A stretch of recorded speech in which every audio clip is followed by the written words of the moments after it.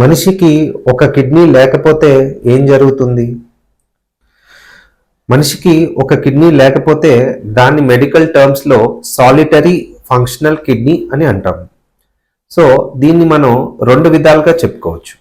ఒకటి ఏంటంటే పుట్టుకతోనే ఒక కిడ్నీ లేకుండా లేదా ఒక కిడ్నీ సరిగ్గా పనిచేయకుండా పుట్టడం.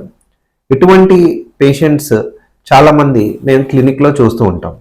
వీరికి సాధారణంగా ఏ విధమైన లక్షణాలు ఉండవు.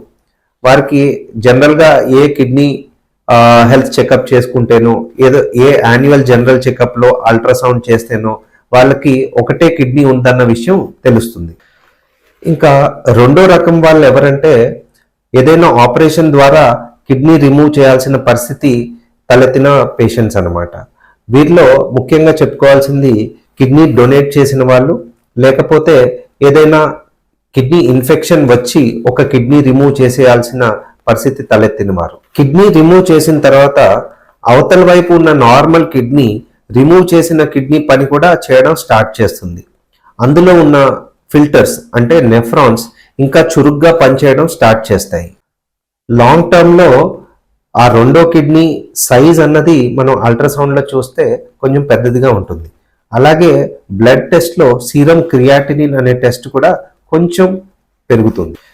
ఈ కిడ్నీ సైజ్ పెరగడం అన్నది, సీరం క్రియాటినిన్ కొంచెం పెరగడం అన్నది సింగిల్ కిడ్నీ ఉన్న వాళ్ళలో సాధారణంగా వచ్చే మార్పులు. లాంగ్ టర్మ్లో సింగిల్ కిడ్నీ ఉన్నా కూడా వారికి ఏ విధమైన ప్రాబ్లం ఉండదు. వారు నార్మల్ రెండు కిడ్నీలు ఉన్నవారు ఎలా పని చేసుకుంటున్నారో అలాగే పని చేసుకోవచ్చు. అయితే షుగర్, హై బీపీ ఇటువంటి ప్రాబ్లమ్స్ ఉన్న వాళ్ళు రెగ్యులర్గా కిడ్నీ చెకప్ అనేది చేసుకోవాలి. ఎందుకంటే ఈ ప్రాబ్లమ్స్ ఉన్న వాళ్ళలో కిడ్నీలు ఎఫెక్ట్ అవ్వడం అన్నది చాలా కామన్గా జరుగుతుంది.